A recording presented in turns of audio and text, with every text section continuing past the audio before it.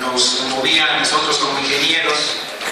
De hecho, la parte ambiental prácticamente no existía, de tal manera que pues yo recuerdo que la definición de ingeniero era aquel profesionista que aprovecha todos los elementos de la corteza terrestre en beneficio del hombre, y la palabra conservación o preservación ambiental prácticamente, no sé de cuándo acá tengan ustedes materias que vayan vinculadas con los ecosistemas y con la preservación ambiental, pero me imagino que ya deben tener algunos, no sé, 15 años, poco más, poco menos, en donde esta componente se ha convertido en algo bastante importante, al grado de que, pues precisamente ahora que estamos preocupados por el fenómeno del calentamiento global y de todo esto, pues nos involucra principalmente como personas que tenemos que de alguna manera dictar algún tipo de opiniones y políticas que muevan las inversiones, atendiendo a que el planeta debe de ser protegido de alguna manera, y pues si nosotros lo estamos aprovechando, creo que a nosotros también nos toca de deber de protegerlo. Bueno, entremos en materia. Pues, ¿quién me va a apoyar con la siguiente, por favor? Bueno, básicamente me gustaría que retomáramos de alguna manera el elemento principal del componente al que varios estudiosos de las ciencias de la Tierra nos dedicamos, que es el agua. Básicamente estamos funcionando, tratando de describir lo que ocurre en alguna parte de este gran ciclo del agua, qué es lo que ocurre entre que se infiltra el agua que llueve o que se deshiela, o de que de alguna manera busca su camino hacia un punto de equilibrio, ¿verdad?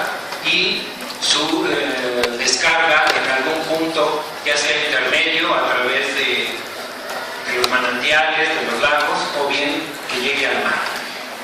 En este trayecto ocurren muchísimas cosas, y bueno, todas esas cosas son importantes vincularlas con las actividades humanas, porque a veces se convierte el agua, como ustedes seguramente lo saben, en una bendición, pero en otras ocasiones, cuando arremete de cantidades industriales, puede ocasionar tantos destrozos y hasta acabar con las vidas humanas. ¿A qué sigue? Para destacar un poquito lo que significan las aguas subterráneas en nuestro país, básicamente quisiera destacar estos datos.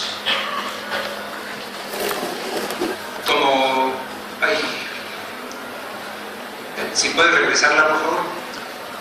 En esencia son las únicas fuentes permanentes de agua en regiones áridas y semiáridas, que dentro del territorio nacional pues es alrededor del 50% de nuestro país. Con el agua subterránea se riega alrededor de 2 millones de hectáreas, que es alrededor de la tercera parte de la superficie que se riega en nuestro país. Y cada vez, actualmente, con los procesos que estamos enfrentando en la actualidad, la famosa sequía, estas hectáreas están tendiendo a incrementarse sustantivamente, porque con la sequía deja de haber agua en las presas, y la garantía de la alimentación, de la producción de granos para la sustentabilidad alimentaria no se puede detener, y entonces prácticamente lo que no se riegue con agua superficial va a tener que realizarse con aguas subterráneas. Suministran cerca del 75% del volumen de agua utilizada en las ciudades. Estamos hablando de que alrededor de 65 millones de habitantes bebemos agua que procede del subsuelo.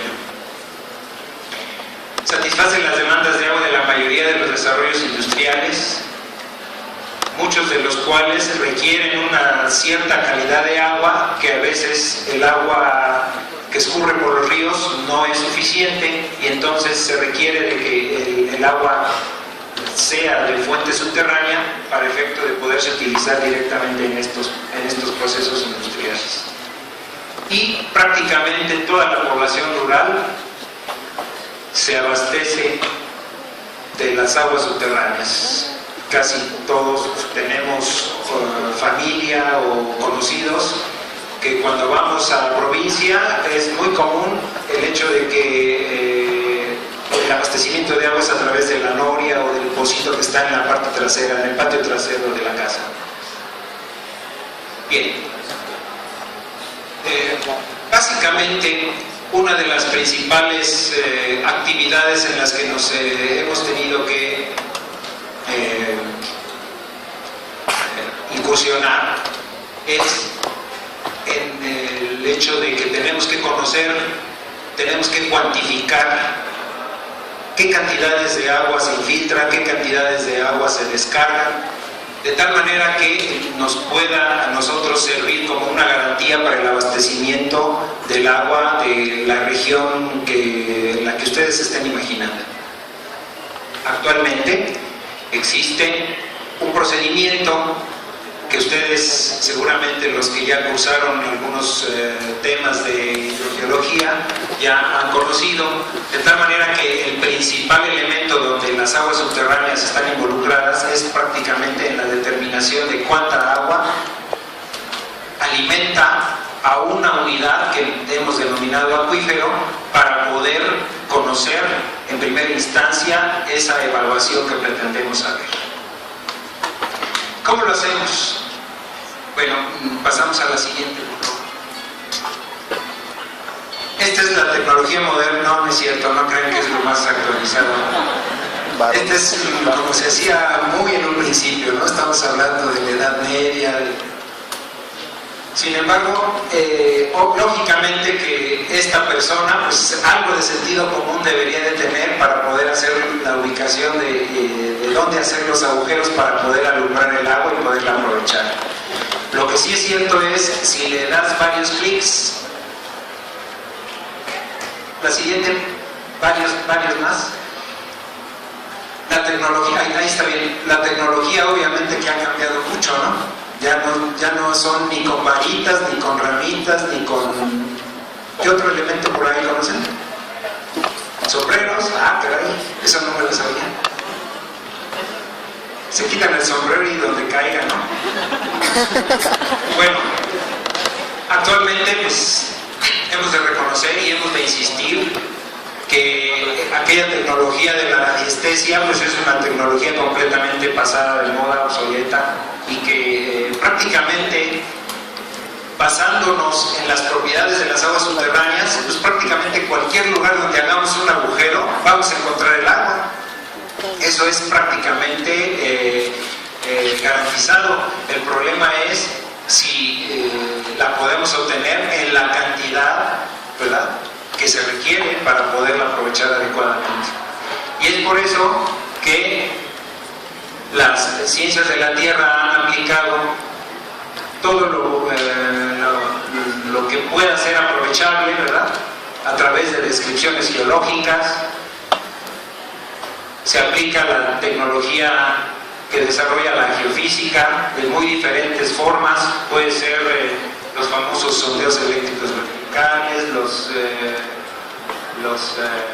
los electromagnéticos, una cantidad muy amplia de métodos de exploración indirecta para que nos permitan hacer diferenciaciones del subsuelo y poder ir interpretando cada una de esas propiedades, detectar lo que andamos buscando, que generalmente pues es el agua dulce.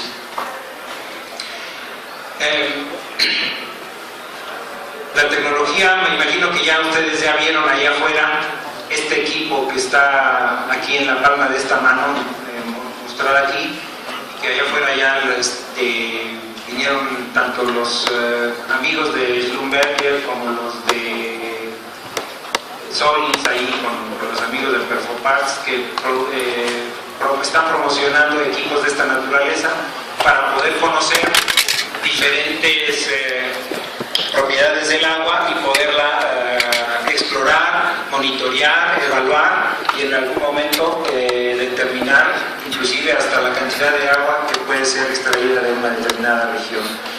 Y matemáticamente no nos podemos quedar atrás, también tenemos la posibilidad de aplicar métodos matemáticos para poder simular cómo se mueve el agua en el interior de la Tierra.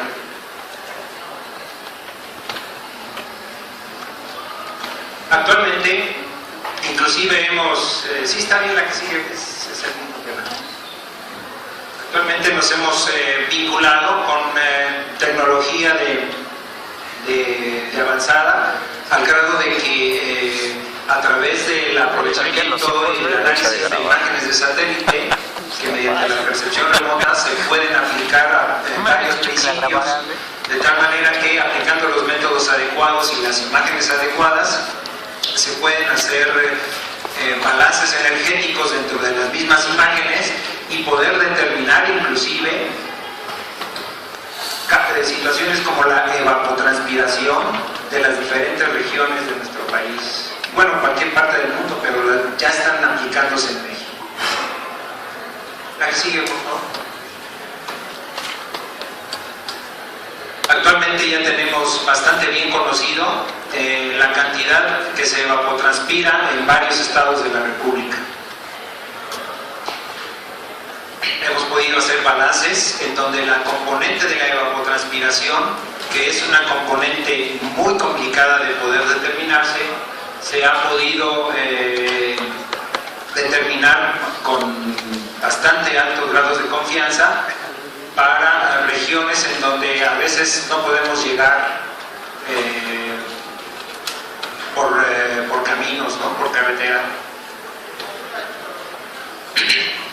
Bien. La que sigue, por favor. El monitoreo básicamente es una de las primeras actividades básicas a las que nos podríamos dedicar con la intención de darle seguimiento y de conocer cómo se mueve el agua en el subsuelo. La que sigue. Este es el método antiguo. Ustedes seguramente lo han utilizado en sus prácticas, ¿verdad? Y bueno, los métodos más modernos a través de este tipo de tecnología. La gran ventaja es que este método permite la obtención de un dato cada vez que nosotros vayamos, y la ventaja de estos otros métodos es que podemos dejar el aparato conectado dentro del pozo y podemos dejarlo programado para que obtenga la información cada determinado tiempo, pueden ser horas, días, semanas, meses, ¿verdad? Y lo importante es que podemos tener esta información directamente en medio magnético para darle el siguiente procesamiento, que puede ser modelación, evaluación, para lo que lo necesitemos. Y lo interesante es que tenemos, poco a poco estamos incrementando esta forma de evaluar por las grandes ventajas que se obtienen, porque podemos tener múltiples mediciones con un mínimo de visitas. La que sigue, pues. Posteriormente, el desarrollo de la hidráulica para las aguas subterráneas, se puede decir que pues, se desarrollaron prácticamente juntas. Por un lado, los métodos de exploración, en donde el geólogo tradicional no confiaba en los métodos matemáticos, y entonces la recomendación siempre era: hagamos perforación, hagamos perforación, hagamos perforación. Y no deja de ser, nunca ha dejado de ser caro ese trabajo, de tal manera que aplicando los principios de la hidráulica para las aguas del subsuelo, se ha podido aprovechar en gran medida obras y pozos que están operando, de tal manera que a través de esta tecnología, o estas técnicas más bien, hemos podido nosotros minimizar el número de perforaciones, y con esta técnica, que es muchísimo más económica, poder evaluar una región y poder saber si esta región promete porque por sus características hidráulicas sean pozos productores o sean pozos poco productores, de tal manera que pudiera inclusive hasta desecharse alguna región dependiendo de las necesidades de búsqueda de la cantidad de agua que se requiere. Y entonces estas técnicas han sido muy altamente valoradas. Estamos hablando de que a través de las técnicas de la descripción matemática, ustedes han de recordar sus ecuaciones, la ecuación de Thais, la ecuación de Thiem, y las soluciones de la ecuación de Thais bajo diferentes condiciones, Jacob y Hantush y todos ellos, que permiten interpretar cómo se abaten los pozos cómo se abate el nivel del agua dentro de los pozos para poder evaluar correctamente una región. Bueno, la modelación también está altamente vinculada en la evaluación, y habrá especialistas de las ciencias de la Tierra que les guste mucho la parte matemática, y bueno, también dentro de la parte de la modelación existen numerosas posibilidades para poder desarrollarse dentro del ámbito, de tal manera que, por ejemplo, aquí básicamente de una manera simplista estamos representando con puntos el comportamiento del nivel del agua en un acuífero, ¿verdad?, representado por la línea continua, el modelo matemático, y a partir de un determinado punto poder determinar diferentes escenarios, que puede ser cómo recuperar un acuífero sobreexplotado, por ejemplo, para que esta pendiente deje de estarlo tan pronunciado, o si todavía no entramos en esa situación, poder aprovechar intensivamente de alguna manera más este recurso de esta región evaluada. Entonces es importante, y en este ámbito existen un abanico de opciones en donde los especialistas en ciencias de la Tierra que se dedican a esto tienen posibilidades dentro de la evaluación del recurso hídrico. Seguimos, por favor. Bueno, regresando también otra vez a nivel nacional, estas son cifras recientes del año pasado, en donde de toda la cantidad de agua que se extrae de nuestro país, que es alrededor de 28.600 hectómetros cúbicos, o sea, millones de metros cúbicos, de toda esa extracción, el 71% se aplica para producir alimentos, el 20% es para darle de beber a las ciudades, el 6% es para el abastecimiento de la industria, y un 3% es para dar de beber a las comunidades rurales y para el abrevadero del ganado. La que sigue, por favor. A nivel nacional, prácticamente ya tenemos evaluado todo el territorio nacional. Sin embargo, déjenme decirles que a pesar de que es motivo de orgullo poder decir que ya tenemos evaluado el territorio, pues no es tan simple la situación, porque como ustedes sabrán, el territorio está evaluado pensado en que hasta cierto punto la parte histórica es la que nos ha permitido obtener datos antiguos, datos más o menos recientes y los datos actuales. Pero en el futuro no sabemos si el comportamiento de las lluvias vaya a ser similar, que por lo que se ve el fenómeno de la sequía va a estar recurrentemente visitándonos, de tal manera que lo más seguro es que este esquema se tenga que volver a repasar efectos de volver a conocer y ir puliendo cómo va evolucionando el fenómeno de la recarga en nuestro país, para efecto de compararlo con las extracciones y poder emitir algún tipo de advertencia o de política para que no solamente los que ya están sobreexplotados, como aquí por ejemplo se ven los que están en rojo son los que ya no tienen disponibilidad adicional de agua, ¿verdad? Y que estos, si los montamos sobre un programa o una estimación de cómo va a venir la sequía, pues puede ser que algunos de estos se agraven o algunos de los otros que están en verde, que todavía tienen posibilidades de desarrollo, tengan que protegerse. Nuestro país se dividió para efectos de administración.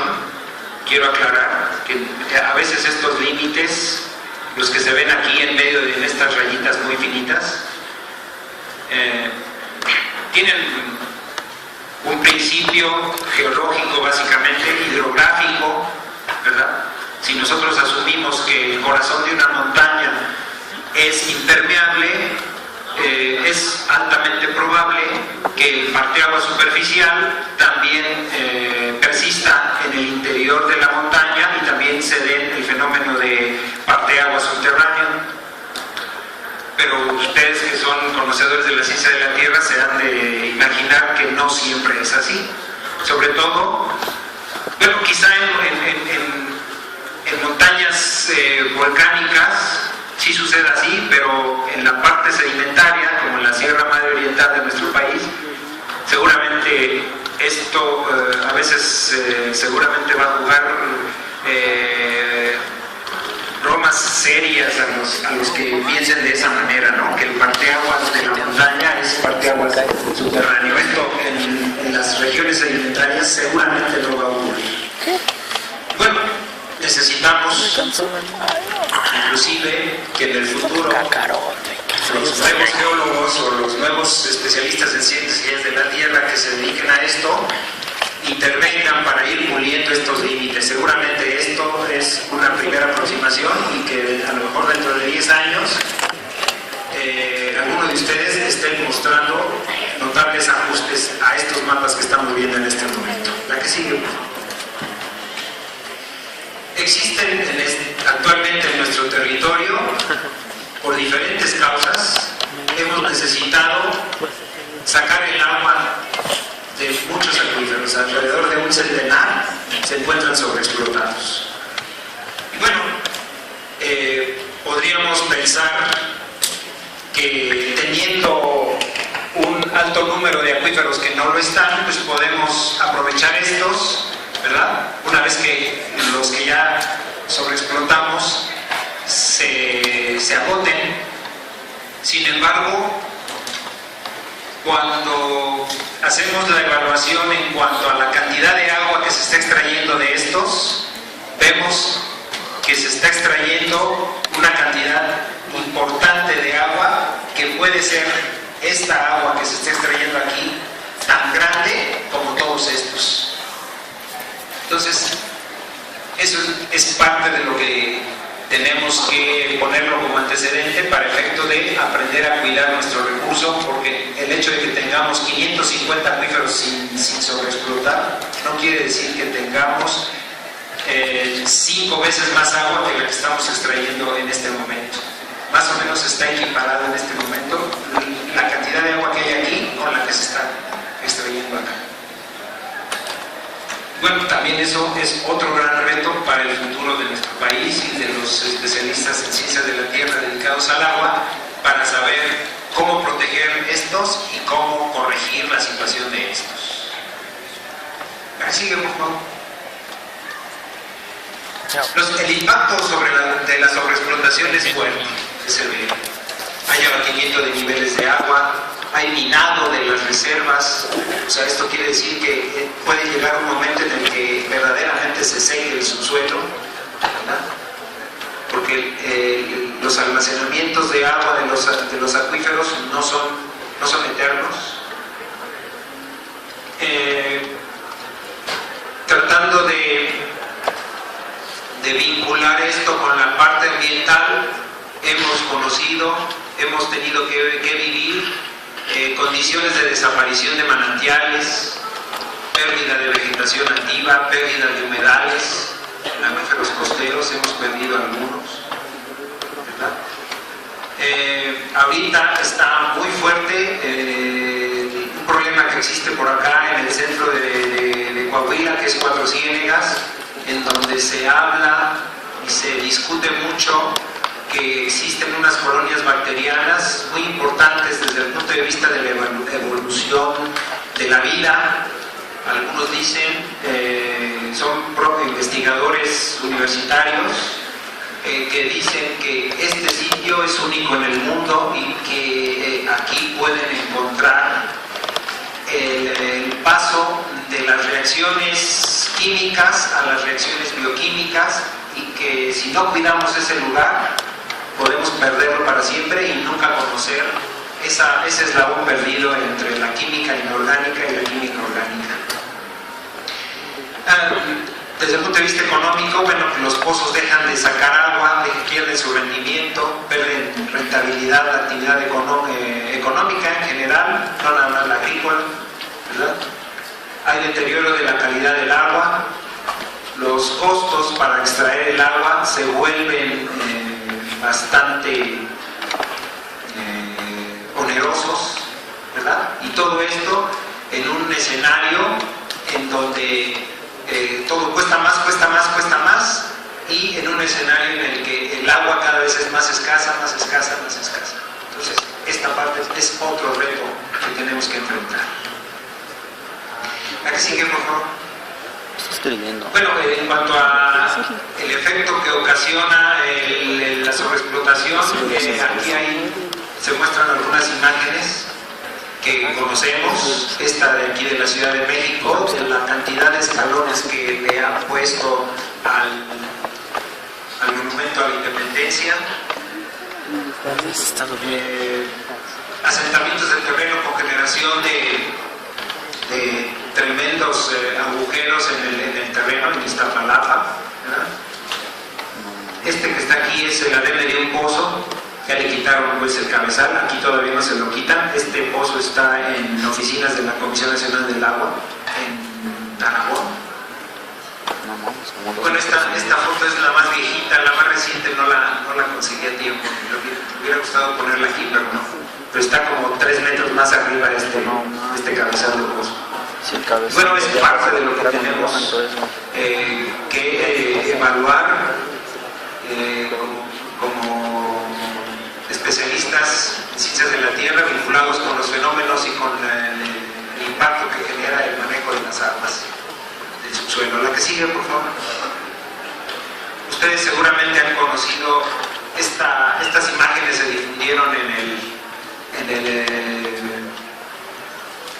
en la administración pasada, en donde se comentaba que la Ciudad de México tenía un cierto gradiente, ¿verdad?, para sacar el agua, las aguas negras, hacia el túnel de Tequisquiac, pero con el paso del tiempo y el peso de la ciudad y la extracción de agua subterránea ha generado que esta gran ciudad se empiece a asentar, al grado de que en la actualidad ahora lo que estaba por arriba, muchos metros arriba del sitio de desfogue, ahora se encuentra prácticamente abajo y existe un punto de inflexión, y ahora aquí tenemos que colocar unas bombas para estar succionando todo el drenaje de aquí de la ciudad para mandarlo hacia la cuenca del río Tula. Entonces, esta es otra situación en donde estamos necesitados de especialistas que nos apoyen con el estudio de este tipo de fenómenos. La que sigue, por favor. Esta es una muestra de un trabajo que se hizo con brigadas de campo, en donde se ha obtenido con lecturas históricas, en donde se ha manejado que la Ciudad de México se está hundiendo con ritmos desde 10 centímetros a 45 centímetros por año. La que sigue, por favor. Actualmente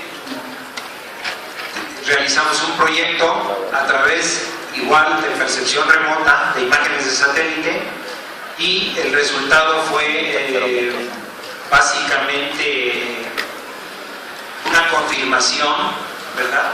Pero con una curiosidad. La técnica denominada interferometría permite asignar colores de tal manera que se ven bandas que tienen valores iguales de hundimiento, de tal manera que esto permite de alguna manera establecer no nada más interpolación puntual, sino que es una evaluación que es mucho más regional, tiene un cubrimiento más regional y más interesante, más preciso en algunos casos. La que sigue, por favor. Bueno, ejemplos de asentamientos, seguramente ustedes conocen mucho más de lo que aquí está mostrado, ¿no? La que sigue, por favor. La que sigue. El hecho de que tengamos que dar agua a una ciudad tan grande como la Ciudad de México es todo un reto. Ustedes seguramente saben que para dotar de agua a esta gran megalópolis hemos tenido que perforar pozos del mismo valle, ¿verdad? E irnos a valles contiguos, traernos el agua del valle de Toluca, traernos el agua del valle de Iztlahuaca, Tlajomulco, traernos el agua de Cuautitlán, y como todavía no alcanza, todavía estamos trayéndonos el agua del agua superficial de la cuenca del río Cutzamala.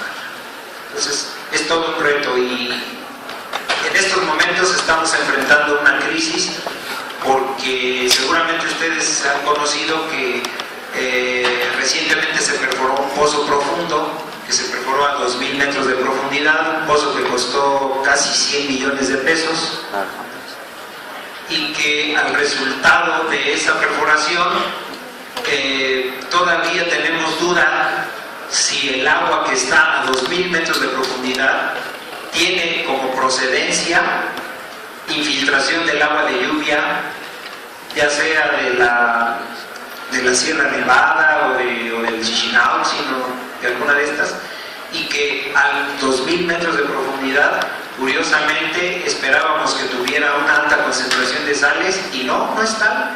Sí tiene fierro manganeso, sí tiene algunos elementos pesados, pero da la impresión, a reserva de lo que nos digan los análisis isotópicos, parece ser que esa agua tiene una movilidad tan alta que bien podría ser agua recargada de lluvia de las montañas y que esté alcanzando a esas profundidades y que esté dependiendo pues de la infiltración de agua de lluvia que cae sobre las montañas. Si eso es, entonces básicamente el agua que se puede extraer de esa profundidad para darle el abastecimiento del agua potable que necesita la ciudad, pues tendrá que ser valorado en esos términos, de que es agua captada en las montañas y extraída de esas profundidades. Hacen falta más estudios para poder saber si esa agua realmente es así, su funcionamiento, o tiene otro funcionamiento diferente. También ahí necesitamos más estudios, más inventiva, más creatividad para poder detectar el origen del agua a esa profundidad y su vínculo con si se trata de un ciclo hidrológico local que se está dando aquí, aunque muy profundo, o es un círculo de un flujo más regional que provenga del agua, del agua de lluvia, pero de regiones mucho más alejadas. Eso todavía está pendiente, sigue siendo incógnita. Seguimos, por favor.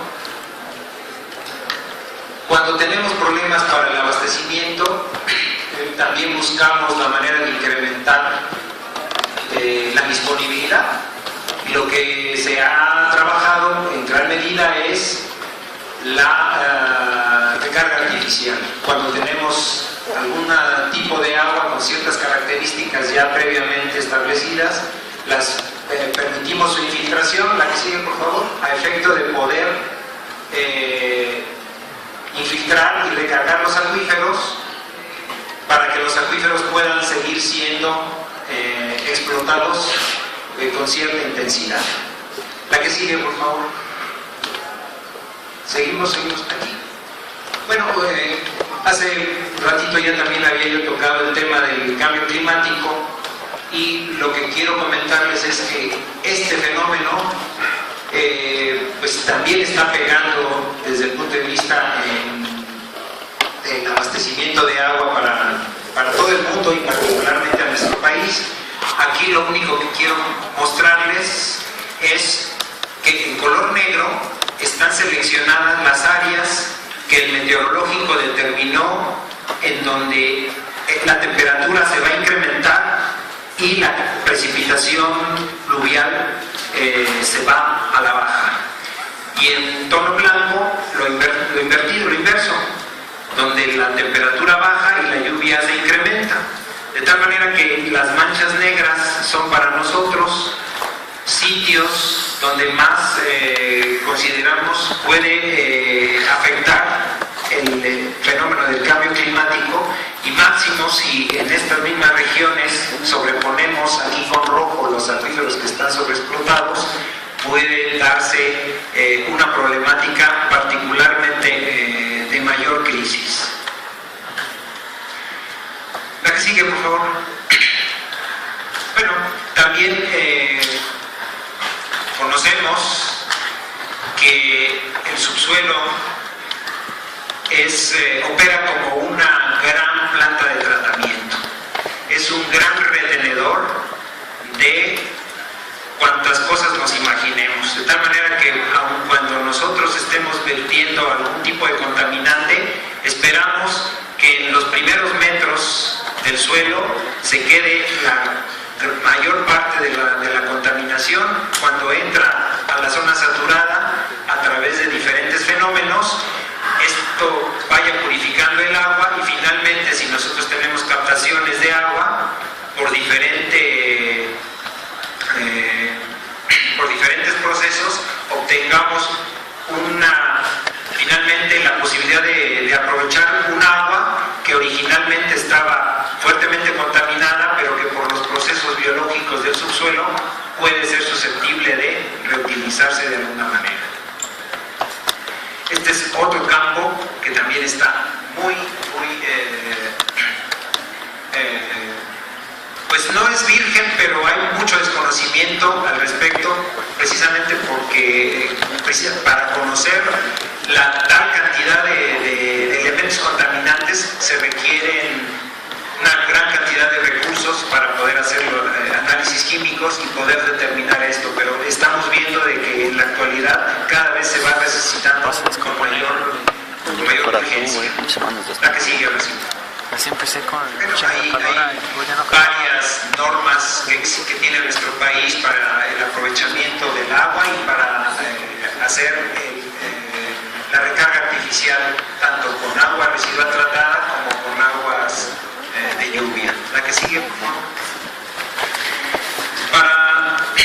Para específicamente terrenos cársticos, como puede ser el territorio de nuestra península de Yucatán, también nuestro grado de conocimiento ya nos permite establecer ese ritmo, el conocer qué tanto puede explotarse las aguas del subsuelo, y que mediante el conocimiento que tenemos de que en estos terrenos el agua se mueve con una velocidad increíblemente alta, también hemos de diseñar acciones para poder prevenir y que no se contamine esta agua. La que sigue.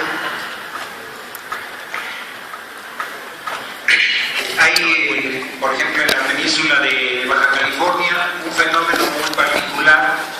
Aquí, como ustedes pueden observar, se ve un gran cono de abatimiento, de tal manera que las líneas azul claro representan la posición del agua por debajo del nivel del mar, y las oscuras están marcando agua por arriba del nivel del mar, de tal manera que si este cono que se generó por productividad agrícola en esta región no se hubiera hecho una reversión importante,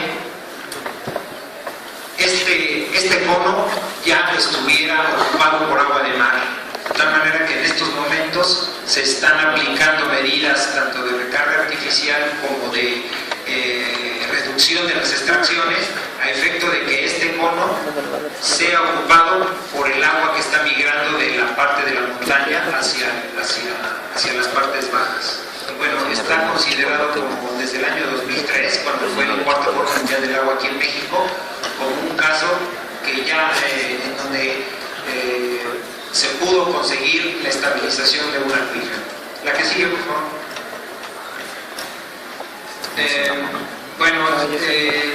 Quienes también sean amantes de la parte de la informática, también hay manera de desarrollar sistemas a efecto de poder tener comunicación y difusión de material vía internet y este tipo de herramientas que también nos son muy importantes. La que sigue, por favor. Para el caso de las problemáticas fronterizas, básicamente tanto con Estados Unidos como con Belice y Guatemala, tenemos que resolver nuestros problemas de aguas subterráneas a efecto de tener una política sana con cada uno de estos países. La que sigue.